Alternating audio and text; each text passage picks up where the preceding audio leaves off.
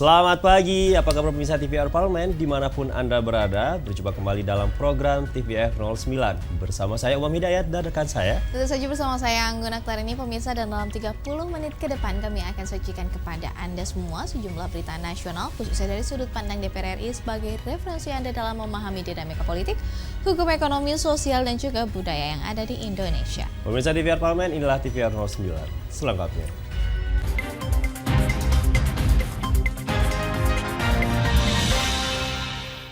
Pemirsa, Komisi 9 DPR RI dorong pihak penegak hukum untuk mengusut tuntas kasus fraud BPJS yang melibatkan rumah sakit. Pihak BPJS juga perlu diperiksa karena praktik kecurangan tersebut bisa saja terjadi atas kerjasama kedua belah pihak. Komisi Pemberantasan Korupsi mengungkap terdapat 3 rumah sakit yang telah melakukan praktik kecurangan dengan mengakali jumlah klaim layanan BPJS Kesehatan. Ketiga rumah sakit ini diduga melakukan klaim fiktif dengan tujuan menambah jumlah tagihan perawatan rumah sakit kepada BPJS jauh lebih besar dari jumlah sebenarnya. Anggota Komisi 9 DPR RI Dian Istiqomah mendorong penegak hukum untuk mengusut tuntas kasus fraud BPJS yang melibatkan rumah sakit. Menurutnya, selain pihak rumah sakit, pihak BPJS juga perlu diperiksa karena praktik kecurangan tersebut bisa saja terjadi atas kerjasama kedua belah pihak. Ya, kalau memang itu terjadi itu harus diusut tuntas ya. Jangan cuma rumah sakitnya saja. Coba gali juga tentang perjalanan pengobatan pasien-pasien tersebut lewat dokternya. Selain itu juga BPJS-nya.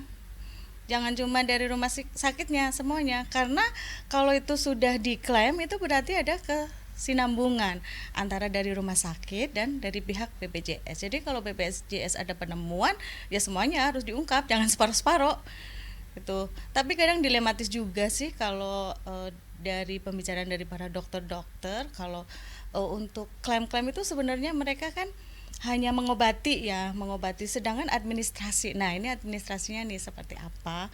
Kenapa bisa terjadi klaim yang tidak seharusnya?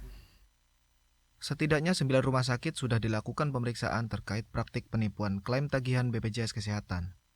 Namun, baru 3 rumah sakit yang terbukti melakukan fraud yang ditaksir menyebabkan kerugian hingga puluhan miliar rupiah. Panji Prabowo, TVR Parlemen melaporkan. Imbas temuan roti Oko yang mengandung natrium dehidrooseta di sini juga sebagai bahan pengawat, di mana Komisi 9 DPR RI minta BPOM kawal penarikan roti Oko tersebut. Baru-baru ini, Badan Pengawas Obat dan Makanan atau BPOM menemukan roti merek Oko yang diproduksi oleh PT Abadi Rasa Food mengandung natrium dehidroasetat sebagai bahan pengawet. Temuan ini mengindikasikan pelanggaran serius karena zat tersebut belum diizinkan oleh BPOM untuk digunakan dalam produk pangan. Komisi 9 DPR RI meminta agar izin edar roti Oko segera dicabut. Anggota Komisi 9 DPR RI Rahmat Handoyo meminta BPOM untuk mengawal penarikan roti Oko hingga ke daerah distribusinya. Ia menegaskan pentingnya pengawasan ketat terhadap produk makanan yang tidak sesuai dengan ketentuan. Kandungan makanan minuman yang menyalahi aturan sesuai dengan prosedur izinnya kan ketat ya. Harus melalui laboratorium. Ternyata di dalam post market setelah beredar di masyarakat itu ternyata banyak atau ada kandungan yang tidak diizinkan oleh tubuh, itu harus dipertanggungjawabkan. Mengganti menambah zat di luar ketika pengajuan izin itu harus izin BPOM.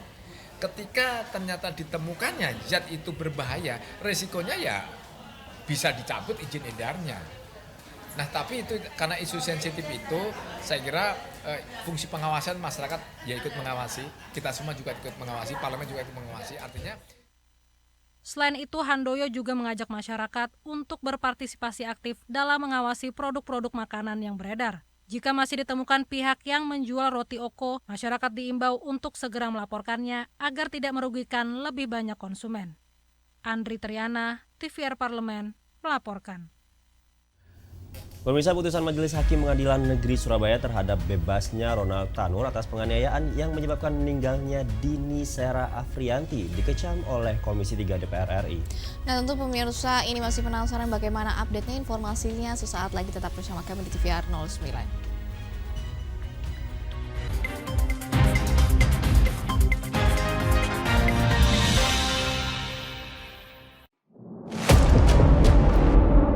sini ditambang. Konflik yang terjadi, Sini tidak mengizinkan. masalah yang tersisihkan menjadi kesenjangan sosial.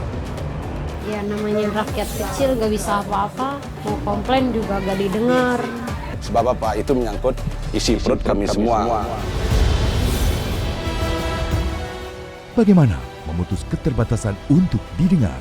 Jadi kalau misalnya masyarakat sudah merasa tidak lagi ada yang memperjuangkan aspirasinya, maka masyarakat memang sangat berhak untuk meminta dewan yang mewakili mereka di parlemen.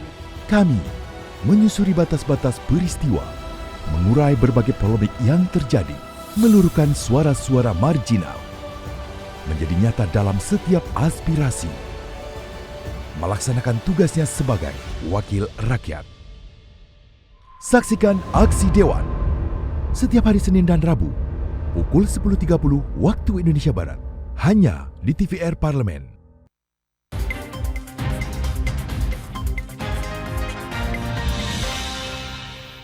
Kembali bersama kami di TVR 09. Pemirsa, Komisi 3 DPR RI komitmen kawal pengajuan kasasi ke Mahkamah Agung yang diajukan oleh Jaksa Penuntut Umum terkait putusan Pengadilan Negeri Surabaya yang membebaskan Ronald Tanur dari segala tuduhan atas penganiayaan terhadap kekasihnya Dini Sera Afriyanti demi terwujudnya penegakan hukum yang berkeadilan.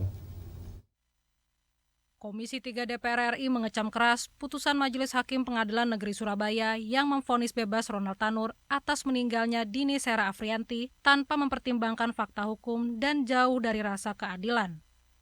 Anggota Komisi 3 DPR RI Heru Widodo mempertanyakan putusan tersebut, sebab dari beberapa pasal tuntutan terhadap Ronald Tanur, yakni terkait pembunuhan, penganiayaan yang mengakibatkan kematian, tidak ada satupun yang menjadi pertimbangan hakim dalam mengambil keputusan. Komisi 3 DPR RI berkomitmen mengawal pengajuan kasasi ke Mahkamah Agung yang diajukan oleh Jaksa Penuntut Umum demi terwujudnya penegakan hukum yang berkeadilan. Tidak ada satupun pasal yang dituntut ini digunakan. Ada pasal 338 tentang pembunuhan, kemudian ada pasal 351 tentang penganiayaan kemudian mengakibatkan meninggalnya seseorang. Kemudian ada lagi pasal yang orang dengan tidak sengaja telah menghilangkan nyawa seseorang, ini juga tidak digunakan. Sementara dari hasil visum yang tadi dijelaskan, ini jelas-jelas di sana ada unsur penganiayaan. Bahkan tadi dari hasil keterangannya, si pelaku ini tidak ada inisiatif untuk membawa korban ke rumah sakit. Nah, ini menjadi suatu hal yang janggal. Heru mendorong Mahkamah Agung dan Komisi Yudisial untuk memeriksa hakim yang memberi putusan bebas kepada Ronald Tanur. Jika hakim tersebut terbukti melakukan penyimpangan yang melanggar hukum, maka perlu dipidanakan. Tim Liputan, TVR Parlemen, melaporkan. Wakil Ketua BKSAP DPR RI menekankan pentingnya kerjasama komprehensif yang lebih luas dengan beberapa negara Eropa agar produk agrikultur di Indonesia dapat mencapai pasar internasional. Badan Kerjasama Antarparlemen DPR RI menjadi tuan rumah multi pihak antara ASEAN Interparliamentary Assembly atau AIPA, Food and Agriculture Organization atau FAO, dan International Institute for Sustainable Development atau IISD di Ubud, Bali. Pertemuan ini fokus pada peran parlemen dalam mempromosikan investasi di sektor pangan, agrikultur, dan kehutanan yang disebut ASEAN Responsible Agriculture Investment atau ASEAN RAI. Wakil Ketua BKSAP DPR RI Putu Supatmarudana menekankan pentingnya kerjasama komprehensif yang lebih luas dengan beberapa negara Eropa agar produk agrikultur Indonesia dapat mencapai pasar internasional. Hal ini sejalan dengan upaya meningkatkan kesejahteraan petani melalui akses pasar yang lebih luas dan peluang investasi yang lebih baik. Saya apresiasi semangat daripada AIPA, semangat berbagai pihak untuk mengawal semua hal ini untuk bisa mencari win-win solution yang pada ujungnya kita mampu meningkatkan investasi, tidak cukup investasi yang bertanggung jawab, yang lebih maksimal dan eksponensial untuk membangun ketahanan pangan, untuk membangun agriculture yang berkelanjutan, dan yang terpenting untuk membangun manfaat ini yang terpenting kepada manusia atau farmer, memberi kesejahteraan yang lebih komprehensif kepada masyarakat luas atau dalam hal ini petani. Melalui pertemuan ini diharapkan ASEAN RAI dapat menjadi platform yang efektif dalam mempromosikan investasi yang bertanggung jawab yang tidak hanya menguntungkan sektor ekonomi, tetapi juga menjaga keseimbangan lingkungan dan sosial. Tim Liputan, TVR Parlemen, melaporkan. Kita beralih ke berita selanjutnya pemirsa. Komisi 1 DPR RI mengapresiasi kesiapan Kodam 5 Brawijaya dalam mengawal penyelenggaraan Pilkada 2024. Langkah ini dinilai dapat menjadi pilot project bagi Kodam lainnya di seluruh Indonesia. Anggota Komisi 1 DPR RI Kresna Dewanata Prosak mengapresiasi langkah-langkah yang telah diambil oleh Kodam 5 Brawijaya dalam mendukung penyelenggaraan Pilkada 2024. Menurutnya, kesiapan personil dan alutsista yang ditempatkan di seluruh wilayah Jawa Timur merupakan langkah antisipatif yang sangat diperlukan untuk menjaga keamanan dan mencegah kecurangan dalam pilkada. Kresna menambahkan, strategi pengamanan yang diterapkan oleh Kodam 5 Brawijaya dapat dijadikan pilot project bagi Kodam lainnya di seluruh Indonesia. Komisi 1 DPR RI beserta seluruh jajaran mengapresiasi setinggi-tingginya atas kesiapan dari Kodam 5 Brawijaya, Jawa Timur. Tentunya dari paparan dari Bapak Pangdam tadi bahwa sudah jelas hampir seluruh personilnya sudah disiagakan. Kemudian dari seluruh aspek-aspek pendukungnya juga sudah berada di tempatnya. Sehingga menyongsong pemilu serentak atau pilkada serentak ini, maka Pangdam sudah menyatakan bahwa seluruh lapisan sampai tingkat terbawah di wilayah Brawijaya 5 Brawijaya ini benar-benar sudah memiliki kecakapan yang cukup dan mendapatkan sebuah apresiasi tadi khususnya dari Bu Ketua. Jadi mereka tidak perlu khawatir di Jawa Timur ini terkait dengan kekurangan apapun. Jadi dengan pemaparan yang sudah sangat konkret, sudah sangat lengkap, kita Komisi 1 DPR RI akan terus mendukung bagaimana Kodam Brawijaya ini terus bisa mempertahankan, bisa menjadi pilot project untuk kodam-kodam di daerah lainnya seperti itu. Komisi 1 DPR RI berkomitmen untuk terus mendukung upaya-upaya yang dilakukan oleh Kodam 5 Brawijaya, memastikan bahwa proses Pilkada 2024 berjalan dengan lancar dan adil bagi seluruh masyarakat. Dari Jawa Timur, Bondan Imana, TVR Parlemen melaporkan. Pemirsa, harga beras sejak Juni 2024 ini terpantau terus mengalami kenaikan. Kenaikan harga ini akan membebankan masyarakat jika tidak segera ditindaklanjuti pemerintah. Kami hadirkan informasi selengkapnya sesaat lagi, tetaplah bersama kami di TVR 09.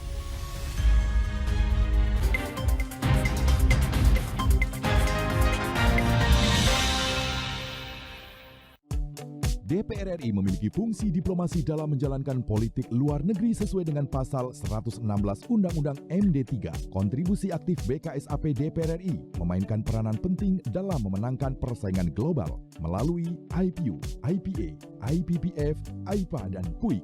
BKSAP memiliki komitmen yang tinggi dalam krisis kemanusiaan dunia. Fungsi diplomasi dijalankan untuk mendukung upaya pemerintah dalam melaksanakan politik luar negeri. Sini ditambang. Konflik yang terjadi. Sini tidak mengizinkan. Masalah yang tersisihkan menjadi kesenjangan sosial. Ya namanya rakyat kecil gak bisa apa-apa, mau komplain juga gak didengar. Sebab apa? Itu menyangkut isi perut kami semua. Bagaimana memutus keterbatasan untuk didengar? Jadi kalau misalnya masyarakat sudah merasa tidak lagi ada yang memperjuangkan aspirasinya, maka masyarakat memang sangat berhak untuk meminta dewan yang mewakili mereka di parlemen. Kami menyusuri batas-batas peristiwa, mengurai berbagai polemik yang terjadi, meluruhkan suara-suara marginal, menjadi nyata dalam setiap aspirasi, melaksanakan tugasnya sebagai wakil rakyat. Saksikan Aksi Dewan setiap hari Senin dan Rabu pukul 10.30 waktu Indonesia Barat, hanya di TVR Parlemen.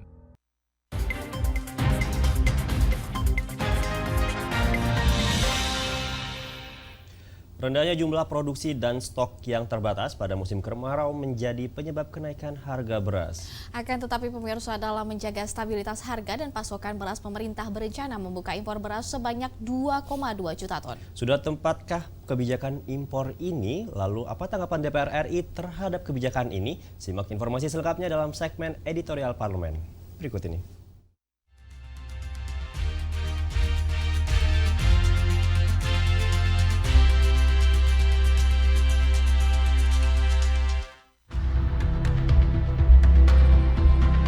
Pada bulan Juli 2024, harga beras di 120 daerah kabupaten kota terus mengalami peningkatan sejak bulan Juni lalu.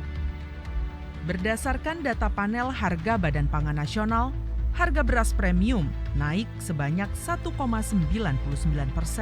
menjadi Rp15.860 per kilogram.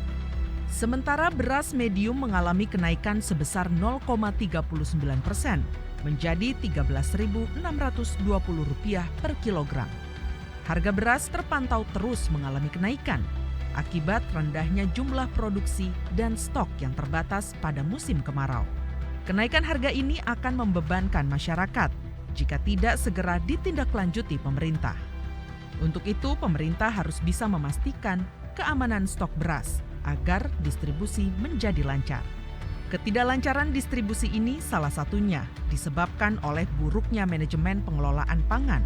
Pada kunjungan kerja Komisi 4 DPR RI ke Kebumen menunjukkan bahwa hasil panen di Kabupaten Kebumen cukup tinggi. Namun, gudang penyimpanan beras Bulog sangat terbatas, sehingga tidak mampu menyerap seluruh produksi beras. Sesungguhnya kebutuhan pangan kita mencukupi, manakala manajemen pengelolanya dengan baik. Tapi manakala kita tidak paham di mana produksi beras kita, mana yang kekurangan tidak diketahui, di sini terjadi keributan. Sementara itu, anggota Komisi 4 DPR RI Daniel Johan mengingatkan, kenaikan beras akan menggerus daya beli masyarakat dan inflasi nasional berpotensi mengalami kenaikan. Untuk itu, peran Satgas Pangan sangat krusial untuk menyerap gabah secara maksimal, memastikan tidak terjadi penimbunan beras, dan menjaga stabilitas harga beras bagi masyarakat. Kita minta Satgas Pangan menjalankan fungsinya dengan baik bersama Bulog, segera serap gabah-gabah hasil panen petani di seluruh daerah agar bisa menyimbangkan hasil demand dan supply sehingga tidak terjadi kenaikan, memastikan suplai beras itu merata di seluruh daerah dan masyarakat tidak kesulitan untuk mengakses pangan dengan harga yang terjangkau. Akan tetapi dalam menjaga stabilitas harga dan pasokan beras, pemerintah berencana membuka impor beras sebanyak 2,2 juta ton. Padahal, dengan tingginya angka produksi beras di Indonesia, seharusnya negara bisa berhenti membuka keran impor beras dari negara lain. Untuk itu, anggota Komisi 4 DPR RI Johan Rosihan mendorong kolaborasi lembaga-lembaga pangan untuk meningkatkan produk beras dan tidak terus bergantung pada impor beras dari negara lain. Lembaga-lembaga pemerintah ini, baik Bulog, ID Food, Badan Pangan Nasional, sudah harus mulai berpikir bagaimana agar stok dalam negeri itu kita memprioritaskan dari produksi dalam negeri.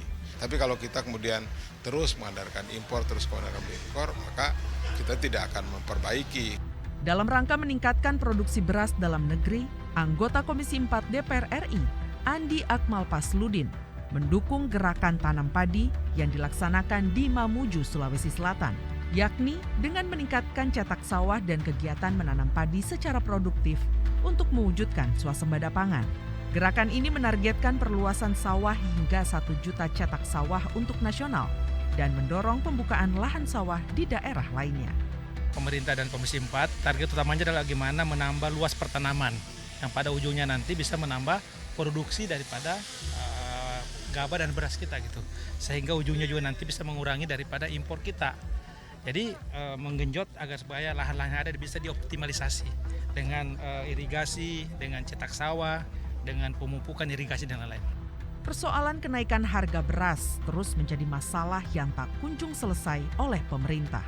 DPR RI mendesak pemerintah untuk segera memperbaiki tata kelola beras yang dimulai dari hulunya, yakni menambah subsidi pupuk serta menambah anggaran bibit unggul, alsintan, dan produksi. Selain itu, pemerintah diharapkan dapat mencegah kenaikan harga komoditas pangan lainnya di pasaran, mengingat ketidakstabilan harga beras dapat memicu kenaikan inflasi.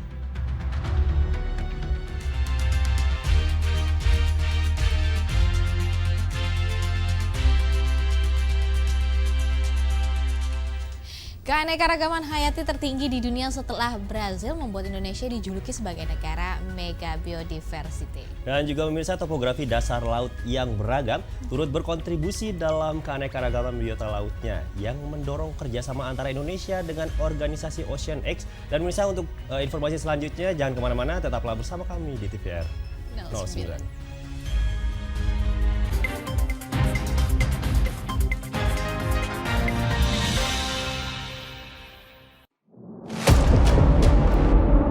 Sini ditambang. Konflik yang terjadi, Sini tidak mengizinkan. masalah yang tersisihkan menjadi kesenjangan sosial. Ya namanya rakyat kecil gak bisa apa-apa, mau komplain juga gak didengar. Sebab apa? Itu menyangkut isi perut kami semua. Bagaimana memutus keterbatasan untuk didengar? Jadi kalau misalnya masyarakat sudah merasa tidak lagi ada yang memperjuangkan aspirasinya, maka masyarakat memang sangat berhak untuk meminta dewan yang mewakili mereka di parlemen.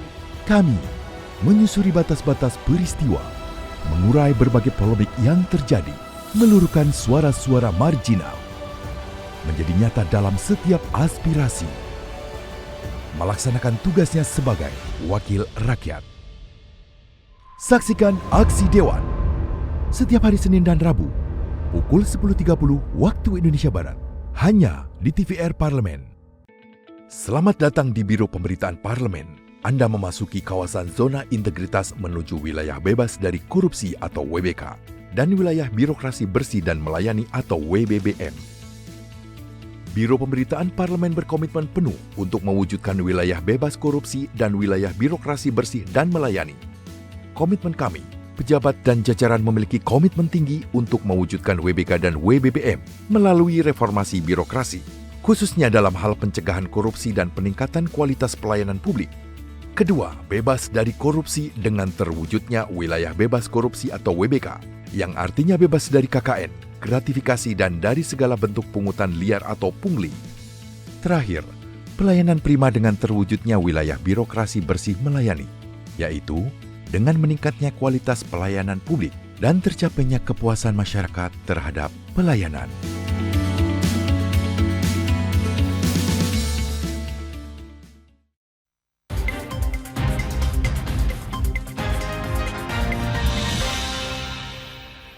Pemirsa, Anda kembali di TVR 09. Guna mengeksplorasi kekayaan bawah laut Indonesia, pemerintah bekerja sama dengan organisasi Ocean X yang menggunakan teknologi canggih kapal Ocean Explorer. Dan juga pemirsa, dilengkapi dengan berbagai fasilitas yang mutakhir, kapal Ocean Explorer siap ungkap-ungkap keanekaragaman hayati dan potensi laut Indonesia yang belum terungkap, mulai dari pesisir hingga laut dalam.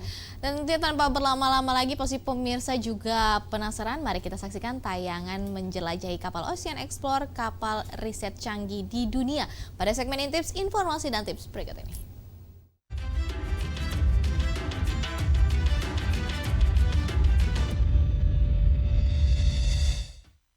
Berbicara tentang Indonesia, tak lengkap rasanya apabila tidak berbicara tentang kekayaan lautnya. Dunia bahkan menjuluki Indonesia dengan sebutan Marine Mega Biodiversity karena kekayaan dan keanekaragaman biota lautnya.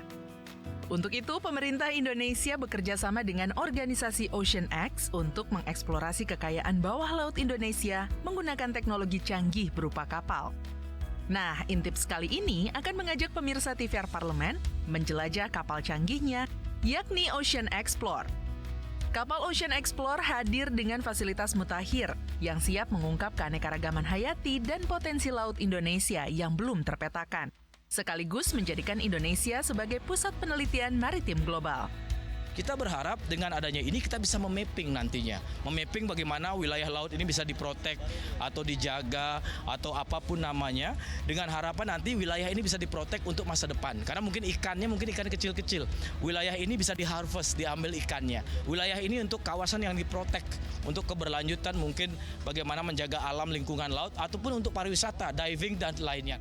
Saat kita masuk ke bagian kapal Ocean Explorer, suasananya hampir serupa dengan visual film berteknologi canggih yang kerap ditampilkan di bioskop. Ruangan dipenuhi kabel yang malang melintang di setiap sudutnya. serta terdapat banyak komputer yang menampilkan grafik, angka, dan juga gambar. Ocean X memiliki 2 kapal selam dengan fungsi yang berbeda yang disebut sebagai submersible. Submersible merupakan alat yang bisa digunakan oleh manusia untuk menyelami lautan. Berfungsi sebagai kendaraan kepentingan media dalam memotret atau mendokumentasikan bawah laut. Pada saat alat ini masuk ke dalam air, awak yang berada di dalam submersible akan langsung melihat jelas bagian bawah laut dan terasa seperti tidak ada pembatas kaca. Tempat di bagian samping kemudi terdapat alat berbentuk tangan. Fungsinya untuk mengambil benda-benda di bawah laut yang diperlukan para ilmuwan untuk kepentingan penelitian. Robot spesial laut dalam ini memiliki kamera VR 360 derajat, berdefinisi tinggi dengan sistem pencahayaannya sehingga dapat menangkap makhluk yang jarang terlihat dalam kualitas visual yang menakjubkan. Desain pencahayaan serta kualitas kamera kapal selam maupun ROV ini dibuat oleh sutradara peraih Oscar James Cameron. James Cameron ini merupakan dalang dari suksesnya film Titanic, serial Avatar, Ghost in the Abyss, dan Expedition Bismarck, di mana film-film tersebut memang banyak menggunakan elemen air dan kamera bawah laut. Submersible dapat menyelam hingga kedalaman 1.000 meter di bawah permukaan laut, dan hingga saat ini sudah melakukan 1.000 kali penyelaman. Setelah melihat submersible untuk keperluan dokumentasi dan media, kita berpindah ke submersible untuk kepentingan pengambilan sampel di bawah laut. Hampir mirip dengan submersible pertama, submersible kedua ini juga dilengkapi dengan kemudi yang dilindungi kaca bening. Bedanya pada submersible kedua, terdapat tabung-tabung yang digunakan untuk mengambil sampel penelitian. Setelah sampel bawah laut diambil menggunakan submersible, sampel tersebut kemudian dipindahkan ke laboratorium basah. Di sini sampel laut seperti ikan-ikan dapat tetap hidup karena ditempatkan di media yang serupa dengan lingkungan mereka. Berpindah ke laboratorium kontrol, tampak layar-layar komputer yang nantinya akan memuat informasi seputar apa yang terjadi di dalam kapal. Selain itu, teknologi di dalam ruangan ini juga memungkinkan awak kapal memonitor bagian kapal baik dari depan, samping, sampai bagian belakang. Tidak hanya itu, di ruangan ini pula para awak kapal memberitahu posisi kapal di bawah laut kepada kapal induk melalui sistem suara. Wakil Ketua BKSAP DPR RI sangat menyambut baik kehadiran kapal Ocean X dalam menjelajah laut Indonesia. Ia berharap akan ada film dokumenter mengenai laut Indonesia nantinya. Film Hollywood yang menarasikan atau dokumenter yang menarasikan keindahan dan kelebihan lautan Indonesia. Dari mana? Dari Aceh hingga Papua. Tadi saya mendapat testimoni lautan yang indah itu ada di sekitar Kepulauan Komodo dan di Raja Ampat sampai di Banda. Wah, benar-benar canggih ya pemirsa. Jadi nggak sabar nih bisa melihat hasil dokumentasi kekayaan bawah laut Indonesia.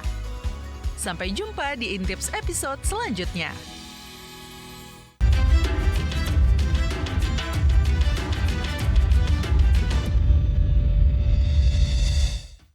Pemirsa, informasi tadi sekaligus menutup jumpa kita pagi ini, dan di ujung acara kami informasikan kepada Anda bahwa saat ini DPR RI sedang memasuki masa reses di mana seluruh anggota Dewan kembali ke daerah pemilihannya masing-masing untuk melaksanakan fungsi representasi DPR, menyerap dan juga menindaklanjuti dan memberikan pertanggungjawaban kepada konstituen di daerah pemilihannya. Dan sejumlah agenda serta program DPR RI lainnya masih dapat Anda saksikan secara langsung pemirsa di TVR Parlemen melalui kanal utama, kanal komisi dan juga kanal alat kelengkapan Dewan lainnya yang dapat Anda akses di tvrparlemen.dpr.go.id. Dan pemirsa TVR Parlemen, demikian TVR 09 edisi pagi ini. Segenap kru TVR Parlemen yang bertugas mengucapkan terima kasih telah menyaksikan TVR 09 pagi ini. Saya Umam Hidayat beserta rekan saya. Itu saja bersama saya Anggun Oktar ini. Sampai jumpa di TVR 09 edisi selanjutnya. TVR Parlemen, Referensi Indonesia.